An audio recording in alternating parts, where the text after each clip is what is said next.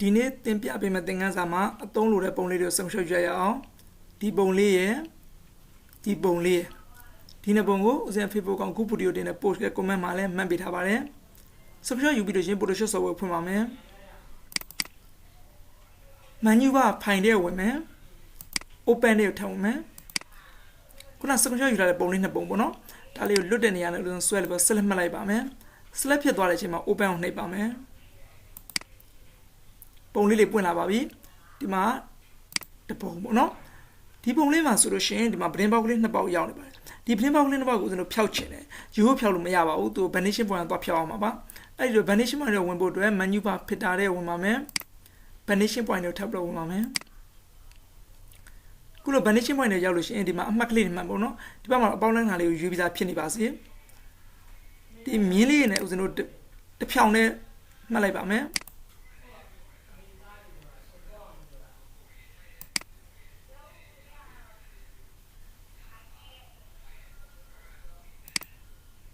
ခုလိုမျိုးအပြောင်လေးဖြစ်နေတာအသုံးပြုလို့ရပါတယ်အပြောင်မဖြစ်သေးလို့ရှိရင်ဒေါင်လေးတွေကိုဆွဲပြီးအပြောင်ဖြစ်အောင်ဒါကိုပြောင်းပေးရပါမယ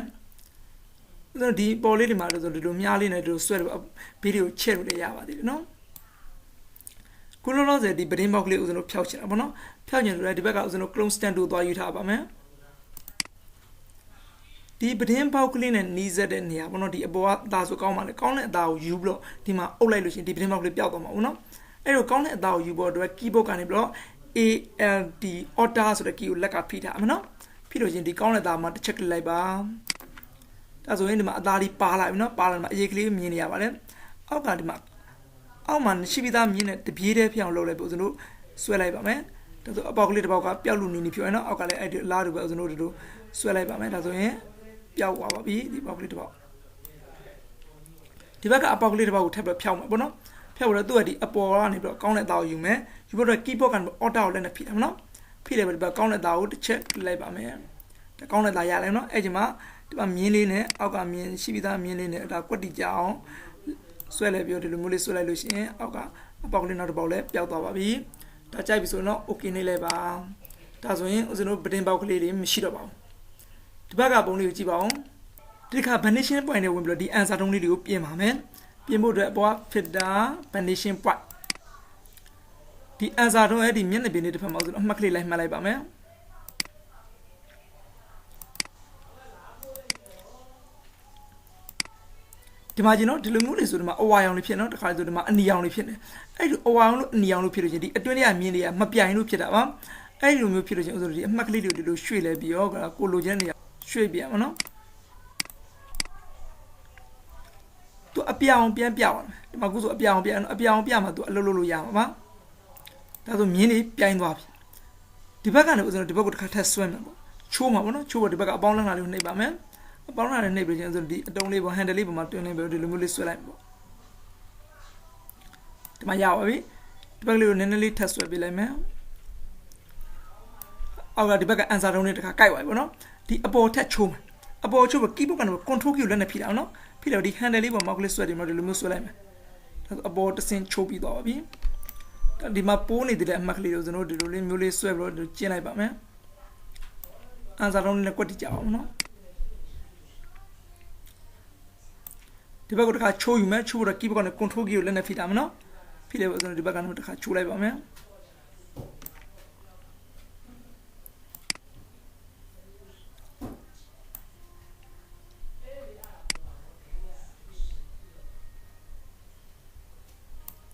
ဒီအောက်ကလေးကိုတစ်ခါထပ်ချိုးမယ်ချိုးပြီးတော့ keyboard ကနေ control လက်နဲ့ဖိမယ်ဖိလိုက်ပြီးဒီအောက်ကလေးကိုတစ်ခါဆွဲလိုက်မယ်နော်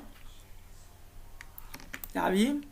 တော်ဒီဘက်တစ်မျက်နှာရပြီပေါ့နော်ဒီဘက်မှာကြည့်ပါဦးဒီဘောဥစဉ်တစ်ခါအုပ်မယ်အုပ်ပြီးဒီဘက်ကလေးဥစဉ်လို့ချိုးမယ်ချိုးပြီးတော့ keyboard နဲ့ control လက်နဲ့ဖိမယ်ဖိလို့ဒီ handle လေးပေါ်တစ်ခါဆွဲလိုက်မယ်နော်ဒါဆိုကွက်တိကြတယ်ဒီဘက်မှာလည်း handle လေးပေါ်ဥစဉ်လို့ keyboard နဲ့ control ဖိမယ်ဖိလိုက်ပြီးဒီ handle လေးပေါ်တစ်ခါ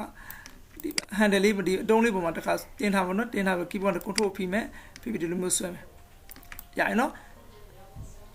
control လက်နဲ့ဖိလိုက်ပြီးတော့ဒီလိုမျိုးဆွဲရတယ်အကွက်ဒါလေးဥစဉ်လို့ဒေါင်းမကျိုးဘူးဆိုလို့ရှိရင်ဒီဘက်မှာ angle ဆိုကျွန်တော် angle မှာ60ဆိုတာကွက်တိဒေါင်းကြာနော်တကယ်လို့ဒီမှာဆိုရင်မှာကိုလိုချင်သူတွေဒီလိုမျိုးလေးဆွဲပြီးတော့ချိုးလို့ရနော်60ဆိုတာဒါဒေါင်းမှန်ပေါ့နော်ဒီဘက်ကိုထပ်ပြီးပွားမယ်ပွားလို့ဒီဘက်ကိုစခါဒီလိုဆွဲလိုက်မယ်ပေါ့နော် ရပါပြီခုလုံးလုံးဒီဘက်မှာရှိတဲ့ logo လေးကိုဒီဘက်မျက်နှာကိုကျွန်တော်ပြောင်းဒီဘက်ကနေကျွန်တော် select ပေးတဲ့ဟာကိုရွေးထားမယ်ရွေးထားလဲပြီးတော့ဒီဘက်က free border လေးကို select မှတ်လိုက်မယ်နော်ခုလို select ဖြစ်နေတဲ့အချိန်မှာကျွန်တော်နည်းနည်းလေးဟိုရွှေ့ဒီ select လေးကိုရွှေ့လို့ရပါသေးတယ်ရပြီပေါ့နော်ဒါလေးကို copy ကူးမှာ copy ကူးဖို့တော့ keyboard ကနေတော့ alt key လက်နဲ့ဖိထားပါနော်ဖိထားပြီးတော့ဒီအလေးကိုဒီလိုမျိုးဆွဲလိုက်ပါ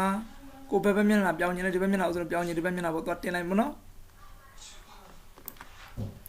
ဒါလေးကိုကျွန်တော်ရွှေ့လို့ပြလို့ရပါတယ်ဒါကိုကြိုက်ပြီဆိုလို့ရှိရင် keyboard ကနေတော့ control D ဆိုတာဖြောက်လိုက်လို့ရတယ်နော်ဒီတခါဒီဘက်ကမျက်နှာပြင်ရဟာလေးပေါ့နော်ဒီမျက်နှာပြင်လေးရဟာလေးကိုကျွန်တော်ဘယ်ကိုပြောင်းမလဲဆိုဒီအပေါ်ပြောင်းမယ်ရတယ်ခုနဒီတိုင်းပဲကျွန်တော် select မှတ်ရအောင်ရွေးထားမနော်ရွေးထားလဲပြီးတော့ဒီလေးကိုကျွန်တော်ဖိလဲပြီးတော့ဒီမျက်နှာပြင်လေးကိုတော့ဆွဲလိုက်ပါနော်ရပြီရတာ keyboard ကနေ control key ကို alt key ကိုလက်နဲ့ဖိတာနော် alt ကိုလက်နဲ့ဖိလဲပြီးတော့ဒီအပေါ်ဆွဲတင်လိုက်မယ်ရရနော်ဒါကိုဒီဘက်ကိုဆက်ပွားခြင်းလို့ရှိရင် keyboard alt ကိုထပ်ပြီးတာနော် alt ကိုဖိလိုက်ပြီးကျွန်တော်ဒီဘက်ကနေတော့ဒီဘက်မျက်နှာပြင်မှာကျွန်တော်အပေါ်မှာဆက်ပွားလိုက်ပါနော်ဒါ alt ဖိလိုက်ပြီးဒီဘက်ကနေ set လို့မျိုးလေးပွားလို့ရပါတယ်